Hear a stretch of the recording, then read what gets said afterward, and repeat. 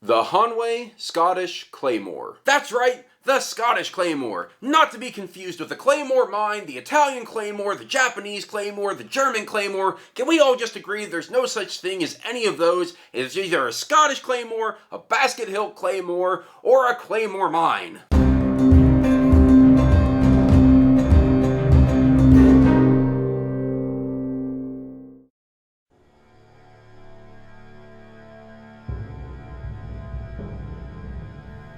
This is Hanwei item SH2060N, which is the antiqued version. There's of course a non-antiqued version, which is SH2060. The Claymore is an Oakeshott Type XIIIa. The description reads, mainstay of the Highland warriors of the late 15th and 16th centuries, the Claymore has a uniquely styled hilt that is set apart from the other great swords of the period. Typically of hand and a half length, this versatile weapon could deliver great sweeping slashes or powerful thrusts. Replicated from a surviving museum piece, the Paul Chen Hanwei Scottish Claymore is classic in its design, with distinctive sloping steel quillons terminating in quatrefoils and a high-collared quillon block with langets following the blade fuller. It features a sharpened carbon steel blade and leather-covered grip topped by a steel globet pommel. This antiqued version features blackened hardware and an aged finish on the blade. Specifications of the sword: the overall length is 55 3/8 inches, with a blade length of 41 inches. The weight is 5 pounds 3 ounces. The edge is sharp. The point of balance is 5 3/8 inches. Thickness is 5.7 millimeters with a distal taper to 3.4 millimeters. The width is 45.9 millimeters. The grip length is 10.5 inches. The pommel is peened, and the retail price is $365. Additionally, not mentioned in the catalog description, there is a second peen point with a rivet securing the blade to the quillon. This is a beautiful claymore. I've looked at what other manufacturers have tried to do, and they always seem to pay special attention to design details that just don't matter. A lot of the lower priced options tend to make things too complex and too ornate, like twisted handles or carved handles with special flares on the hilt, and especially with like the quatrefoil and on the quillon, they do a lot of shiny brass. And I don't know, I just feel like when it isn't too complex like that, the lower priced options then go too far the other way. They make it too simplified, and they try to do the bare minimum that they can do to call it a claymore.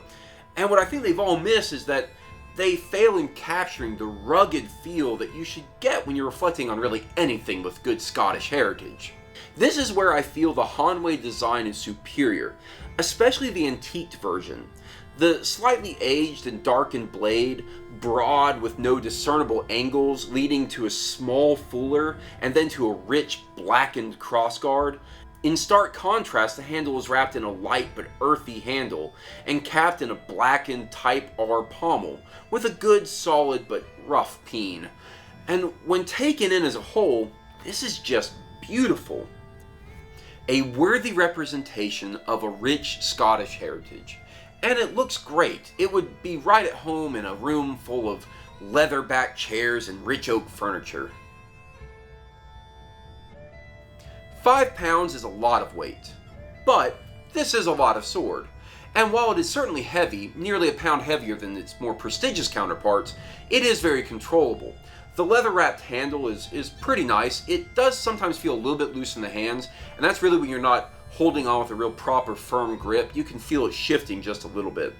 The globate pommel does sit in the hand pretty well. The problem is the peen is a little bit rough, and the peen block being raised, when you're palming it, it just doesn't feel comfortable. The steel used is Hanwei 5160 steel. It's a high carbon spring steel, and so it has the flex and hardness you'd expect, and it does come with a sharp edge, although that's probably butter knife sharpness at best, and I'm not even sure I'd really go that far. In my cut test, I've been using the sword with its stock sharpness, and the sword, while it does cut, tends to kind of make the bottles explode more than give just a good clean cut. The obvious drawback of the antiqued version of this sword is that you can't really do any additional sharpening without removing the faux antique finish.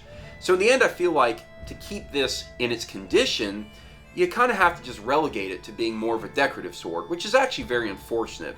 I've often considered that I might go and buy the standard version of the sword just so I would have something that I can generally use without undue wear on this nice antiqued version. I think that last statement best sums up my feelings about this sword. I like it so much that not only do I not regret the purchase, but I would seriously consider buying another one. So while it isn't perfect, I do think that it is a fine piece that should not be overlooked by any collector or by anyone looking for just the right Scottish Claymore. And I certainly think that finding its equal would require moving up to a much more expensive brand. So for the price point, I think that this sword really just can't be beat. The Hanwei Scottish Claymore, 4 out of 5.